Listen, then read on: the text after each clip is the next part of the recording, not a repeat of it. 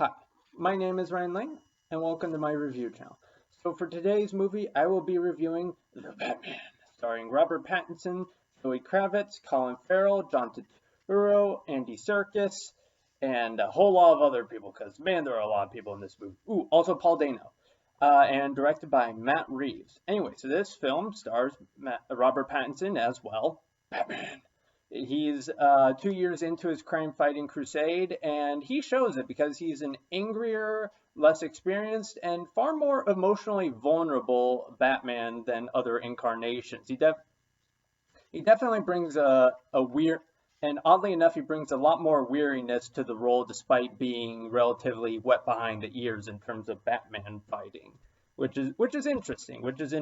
Sort of represents the toll his crime fighting spree has taken on him in such a relatively short time period.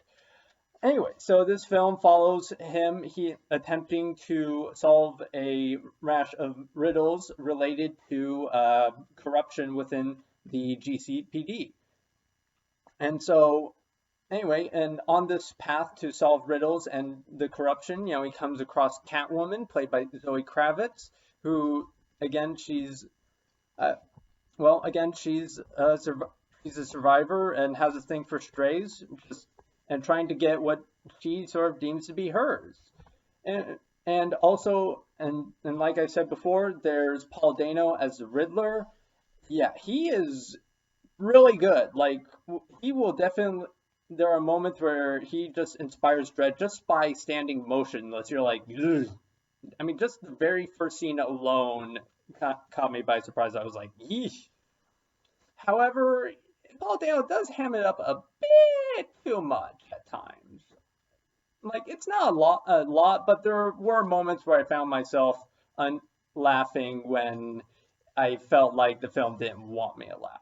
Although I will say one big plus is the nearest jigsaw levels of sadism Riddler has. Like he is terrifyingly sadistic with the punishments he metes out to those he deems unworthy of life. Like, especially a scene involving the church is terrifyingly tense. And let's see, what else? What else? Oh yeah, Colin Farrell as Penguin. Again, he's unlike his Danny DeVito counterpart. He's a mob boss and is more publicly known.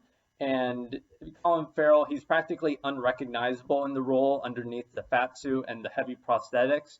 But he really gives off the man as the kind of guy who just sees himself as a pawn, to use to do what he wants with the city.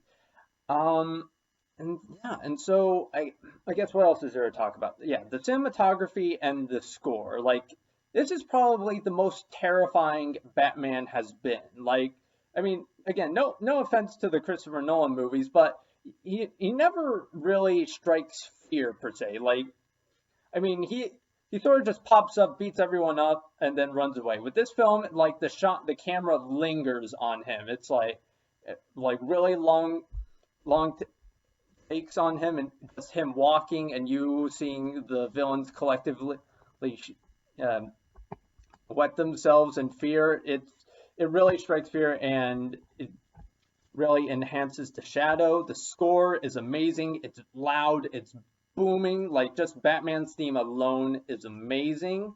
Uh, let's see what else. What else? And oh yeah, and then there's the action scene. Oh boy, if you played the Arkham games, you're gonna love this movie. Just it like I said, the action scenes are essentially Arkham games incarnate. Batman, he's using every Bat gadget and every environmental weapon at his disposal. He's using bats. He's using guns. He's using smoke bombs. He's using everything and anything he can to defeat several villains all at once.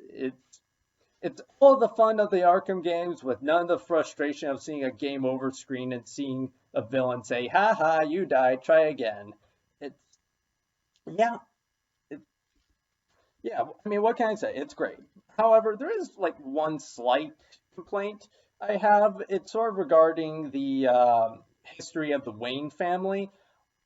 surprise, surprise, the Waynes are kind of shady people. For people not super familiar with Batman and to casual fans, this won't be a problem, but to more hardcore fans who played a lot of Batman games and consumed a lot of Batman media, the fact that the Wayne family is a semi-shady bunch of characters is a little bit old. I mean, thankfully the film does add some variation and executes it well. It avoids being overly familiar, but you can it does definitely repeat a common trend in the film. So I guess with all that in mind, with great performances, great acting for the most part, again, Paul Dano's slight unintentional hilarity aside, it's all great, and amazing action scenes and cinematography and score that will really strike the fear of Batman into your heart, if not your soul. I will be giving The Batman 4.5 out of 5 stars. Anyway, thank you for watching. Have a good rest of your day.